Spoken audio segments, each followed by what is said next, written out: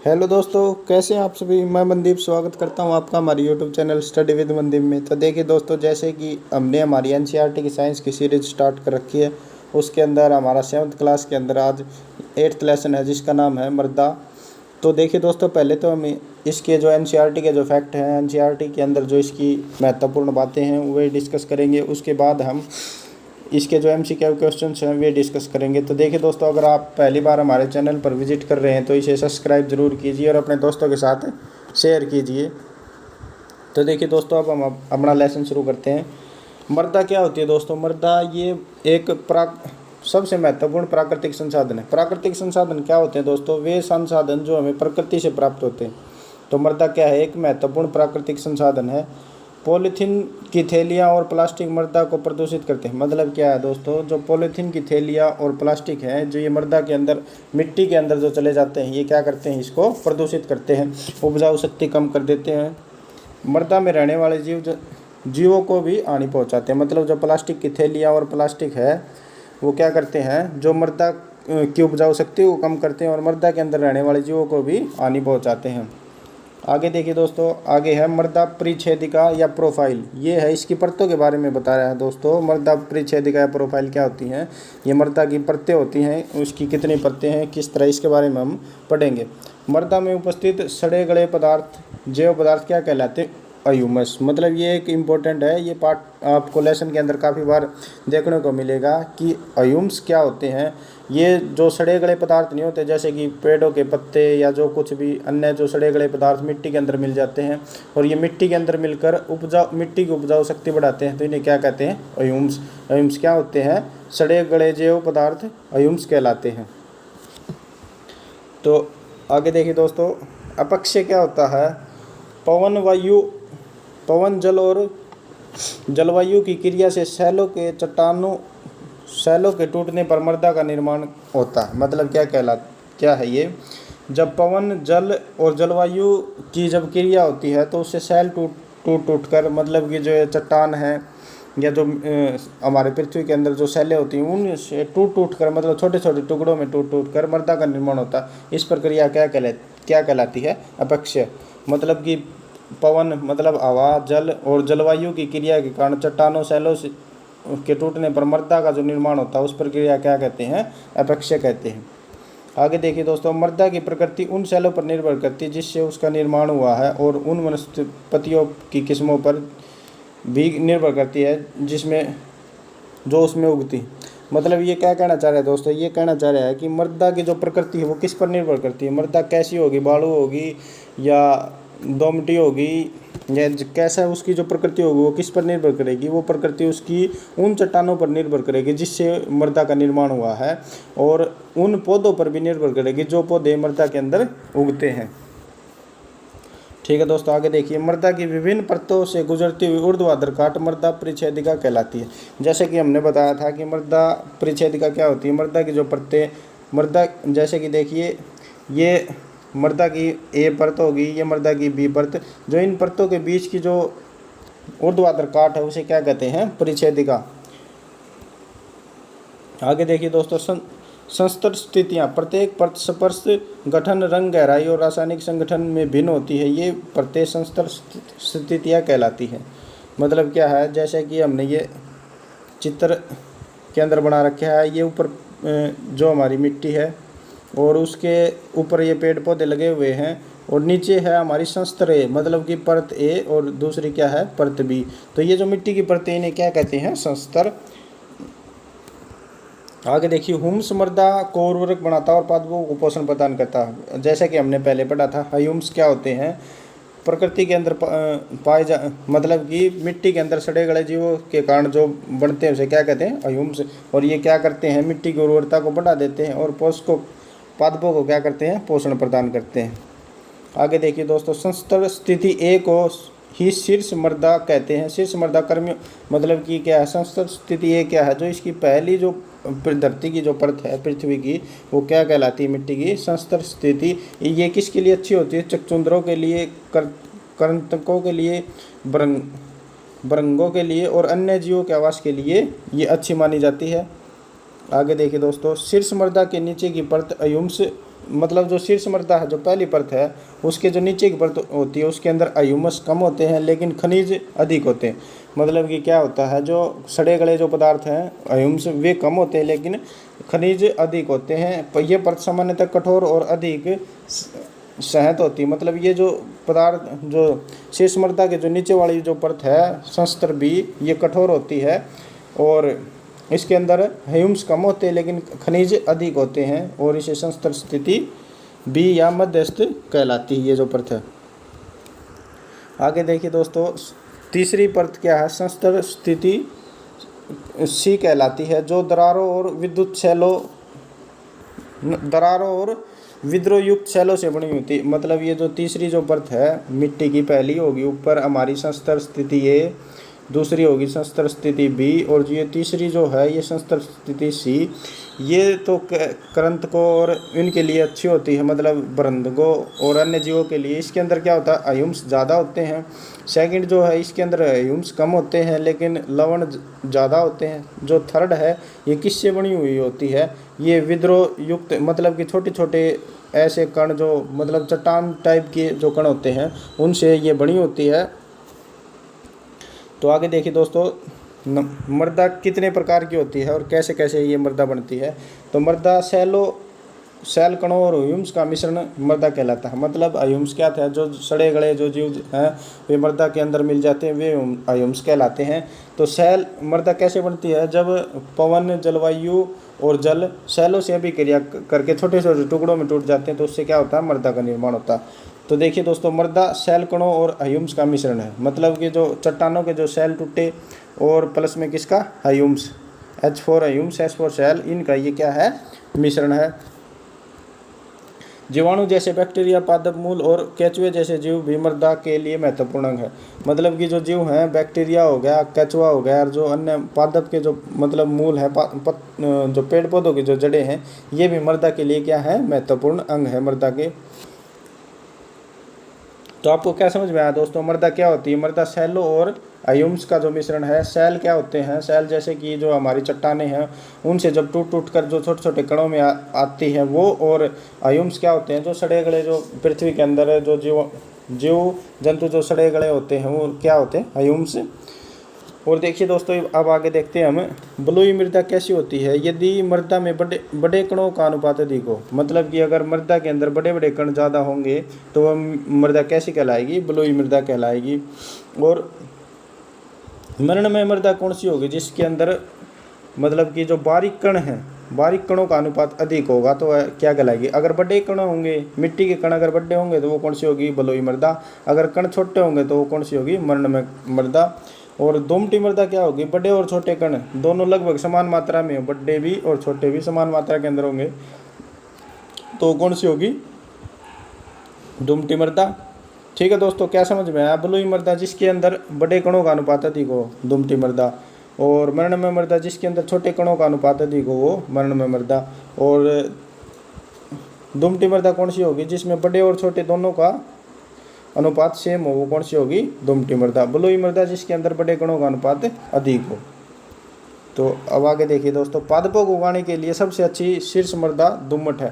मतलब कि अगर पादपों को उगाने के लिए सबसे अच्छी कौन सी मृदा है, शीर्ष मृदा। शीर्ष मृदा कौन सी, जो संस्तर ए के अंदर होती है, जो ऊपर की जो परत है वो अच्छी होती है पादपों को उगाने के लिए। दोमटी मृदा बालू, चिकनी मिट्टी और गाद नामक अन्य प्रकार के कणों का मिश्रण है। जो ये दोमटी मृदा है ये बालू, चिकनी मिट्टी, गाद और अन्य प्रकार के कणों का मिश्रण है। आगे देखिए दोस्तों, अंतः संत्रावण क्या होता है। ये होता है कि मिट्टी कितने समय में अपने अंदर कितना जल अवशोषित कर लेती है, मतलब अपने अंदर जल ग्रहण कर लेती है, क्या होता है, अंतः संत्रावण होता है, ये कहलाता है। तो देखिए, जैसे हमने एग्जाम्पल के तौर पे लिखा है कि 200 ml 20 मिनट के अंदर लेती है, तो इस जो मिट्टी का जो अंतः संत्रावण कितना है, इसका है 10 ml पर मिनट।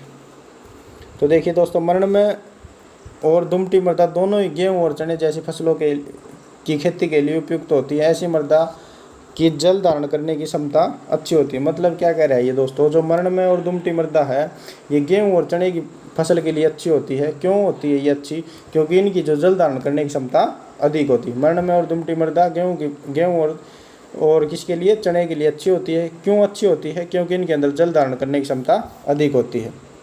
आगे देखिए, मृत्तिका एवं जैव पदार्थ से समृद्ध तथा अच्छी जल धारण क्षमता वाली मृदा आदर्श होती है। मतलब ये क्या करें, मृत्तिका और जैव पदार्थ से समृद्ध अच्छी जल धारण करने वाली मृदा आदर्श मृदा, मतलब ये बता रहे हैं कि आदर्श मृदा कौन सी होगी, जिसके अंदर जल धारण करने की क्षमता अच्छी होगी और जिसके अंदर जैव पदार्थ समृद्ध होंगे, मतलब कि जो पोषक तत्व हैं वे अच्छे होंगे, तो कौन सी, वो क्या कहलाएगी, आदर्श मृदा। मसूर और अन्य दालों के लिए दुमटी मृदा की आवश्यकता होती है। मतलब दुमटी मृदा, जो मसूर की दाल है वो कौन सी मृदा के अंदर होती है, दुमटी मृदा के अंदर। इनको आप है बिल्कुल मतलब दोस्तों सीरियसली लीजिए कि एग्जाम के अंदर ये पूछ लिया जाता है कि किस प्रकार की मृदा के अंदर कौन सी फसल उगाई जाती है, क्या होता है। मतलब एनसीईआरटी का जो एक एक पॉइंट है वो बिल्कुल इंपॉर्टेंट होता है। आगे देखिए दोस्तों, कपास के लिए बलुई दोमट मिट्टी मृदा अधिक उपयुक्त होती है, जिसमें जल की निकासी आसानी से की जा सकती है, जो पर्याप्त परिमाण में वायु को धारण करती है। मतलब जो कपास के लिए कौन सी मिट्टी की आवश्यकता होती है, बलुई दोमट मिट्टी की। क्यों आवश्यकता होती है? क्योंकि इसके अंदर जल है जो आसानी से निकासी हो सकती है, मतलब जल आसानी से ग्रहण कर लेती है और इसके अंदर पर्याप्त वायु को, मिट्टी के अंदर पर्याप्त वायु भी धारण कर लेती है। मतलब हमने जो पहली कक्षाओं के अंदर भी, छठी क्लास के अंदर पढ़ा था कि मिट्टी के अंदर क्या होती है, वायु होती है।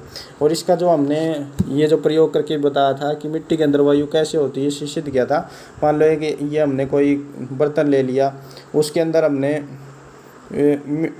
इतना पानी भर दिया। पानी भरने के बाद उसके अंदर हमने एक मुट्ठी मिट्टी डाल दी। जब हम इसके अंदर मिट्टी डालेंगे तो यहाँ जो इसकी परत के ऊपर बुलबुले उठेंगे। ये जो बुलबुले उठते हैं ये क्या प्रदर्शित करते हैं, ये बुलबुले प्रदर्शित करते हैं कि जो मिट्टी के अंदर वायु थी वो बाहर निकल रही है, क्योंकि उसके जो कणों के अंदर क्या घुस गया है, पानी घुस रहा है। आगे देखिए दोस्तों, जैसे गेहूँ जैसी फसलें महीन मरणमय मृदा में उगाई जाती है। मतलब जो गेहूँ की फसल है वो महीन मरणमय मृदा के अंदर उगाई जाती है, क्योंकि इसमें ह्यूमस समृद्ध और अधिक होते हैं। ह्यूमस क्या होते हैं, जो सड़े गले जो जीव हैं मृदा के अंदर वे ज़्यादा होते हैं। मृदा प्रदन क्या होता है दोस्तों? मृदा प्रदन होता है सीधी सी भाषा के अंदर जो मृदा की ऊपरी सतह का बरसात या तूफान या किसी अन्य कारण मृदा की जो ऊपरी सतह है उसका विस्थापन हो जाना या एक सतह से दूसरी सतह पर चले जाना, उसे क्या कहलाती है, मृदा प्रदन। ठीक है दोस्तों, जैसे मान लो ये कोई पेड़ लगा हुआ है, इसकी ये जो मृदा है, ये जो हमारी धरती की जो मृदा है, इसका किसी भी कारण जल के कारण या वायु के कारण या किसी भी कारण से मतलब कि कट जाना या कहीं चले जाना दूसरे स्थान पर, क्या कहलाता है, मृदा प्रदन। जो पेड़ों की जो जड़ें होती हैं वो मृदा प्रदन को रोकती हैं, क्योंकि ये जो जड़ें हैं ये मिट्टी को आपस में बांधे रखती हैं, इसलिए ज़्यादा से ज़्यादा पेड़ लगाकर हम मृदा प्रदन को रोक सकते हैं।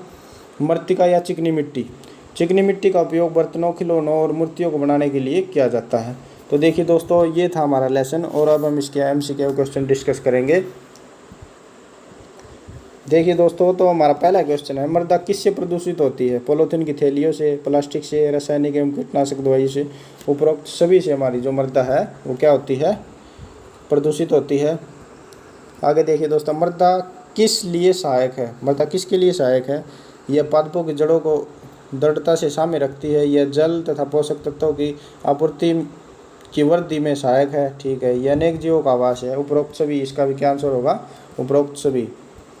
आगे देखिए, मृदा की विभिन्न परतों से गुजरती हुई ऊर्ध्वाधर काट क्या कहलाती है? मृदा परिच्छेदिका। जैसा कि हमने पढ़ा था कि जो विभिन्न जो परतों को भागों में काटती है क्या कहलाती है? मृदा परिच्छेदिका।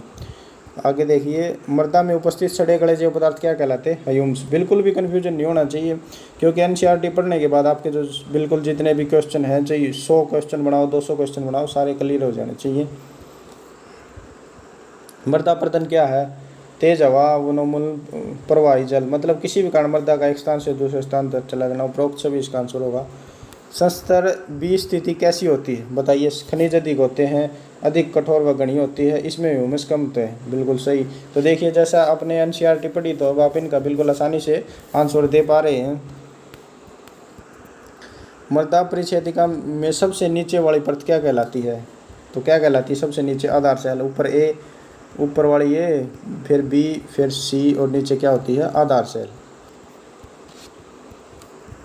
सबसे अधिक जल धारण करने वाली परत कौन सी है? संस्तर A, जो उपजाऊ होती है और जिसके अंदर अधिक जीव रहते हैं। मृदा की प्रत्येक परत क्या कहलाती है? संस्तर स्थिति कहलाती है। मृदा की जो प्रत्येक परत है वो क्या कहलाती है? संस्तर स्थितियाँ कहलाती है। शीर्ष मृदा किन जीवों का आवास है? तो कर्मियों, कृंतकों, छछूंदरों और बंधकों। जैसा कि हमने पढ़ा था कि ये इन सब जीवों का क्या है? आवास। किस मृदा में बारीक सूक्ष्म कणों का अनुपात अधिक होता है? तो बताइए किस में होता है? मृणमय मृदा के अंदर बारीक सूक्ष्म कणों का अनुपात अधिक होता है। अब ये बताइए बलुई मिट्टी क्या होती है जिसके अंदर बड़े कणों का अनुपात अधिक हो? वो कौन सी मिट्टी होगी? बलुई मिट्टी। मृणमय मिट्टी जिसमें छोटे कणों का अनुपात अधिक हो वो कौन सी होगी? मृणमय मिट्टी। दोमट मिट्टी जिसमें बड़े और छोटे कणों का अनुपात लगभग समान हो कौन सी होगी? बलुई मिट्टी। दोमट मिट्टी। कौन सी मृदा हल्की, सुसावित और शुष्क होती है? तो कौन सी होगी? बलुई मिट्टी, क्योंकि इसके अंदर बड़े कण होंगे और बड़े कणों के अंदर हवा होगी, तो ये क्या होगी? हल्की होगी। किस परत को फावड़े से खोदना कठिन होगा? किसको खोदना कठिन होगा? आधार शैल को, क्योंकि ये पत्थरों की होती है। किस मृदा में जल धारण करने की सबसे कम क्षमता होती है? किसके अंदर होती है? बलुई मिट्टी के अंदर जल धारण करने की क्षमता सबसे कम होती है, क्योंकि ये जल धारण नहीं करती। इसके जो बड़े बड़े कण होते हैं इनके अंदर से जल बिल्कुल नीचे चला जाता है, इसके अंदर नहीं रहता जल। सबसे ज़्यादा किसके अंदर होगी? सबसे ज़्यादा दुमटी के अंदर जल धारण करने की क्षमता होगी। मृदा का अंतःस्त्रवण दर का सूत्र क्या है? मृदा का जो अंतःस्त्रवण दर का सूत्र हमने निकाला था कि कितना पानी, मतलब कि कितना पानी और कितने समय में लेती है, मतलब कि नीचे समय और ऊपर पानी। कितना पानी कितने समय के लिए? जल की मात्रा अंतःस्त्रवण की अवधि, जल की मात्रा मिली में, अंतःस्त्रवण की अवधि सेकंड में। हाँ, तो क्या है? जल की मात्रा मिली में, अंतःस्त्रवण की अवधि मिनट के अंदर। कितने ml जो जल है वो कितने मिनट के अंदर ग्रहण करती है, क्या कहलाती है? इसकी जो विधि है वो कहलाती है। दुमटी मिट्टी किसका मिश्रण है? तो हमने पढ़ा था कि दुमटी मिट्टी किसका मिश्रण है? बालू का, चिकनी मिट्टी का, गाद और हिम्स का। ये भी हमने डिस्कस किया हुआ है। जल धारण क्षमता कौन सी मिट्टी की सबसे अधिक होती है? तो किसकी होगी? चिकनी मिट्टी की जल धारण करने की क्षमता सबसे अधिक होगी। आगे देखिए, कौन सी मृदा भारी, कम सुशोभित व अधिक आर्द्र होती है? तो कौन सी होगी? मृत्तिका जो मृदा है, मृत्तिका मृदा कैसी होगी? भारी, कम सुवस्थित व अधिक आर्द्र होगी। मतलब कि आर्द्र का मतलब गिल्ली। क्यों होगी? क्योंकि इसके अंदर दोनों कण पाए जाते हैं। ये मृत्तिका मिट्टी कौन सी होती है? मृत्तिका मिट्टी चिकनी मिट्टी होती है दोस्तों। चिकनी मिट्टी का ही दूसरा नाम क्या है? मृत्तिका मिट्टी। तो देखिए, ये था हमारा आज का लेसन 8। तो लगातार हमारे यूट्यूब चैनल से जुड़े रहने के लिए study with Mandeep YouTube channel को सब्सक्राइब कीजिए और अपने दोस्तों के साथ शेयर कीजिए। जय हिंद, जय भारत।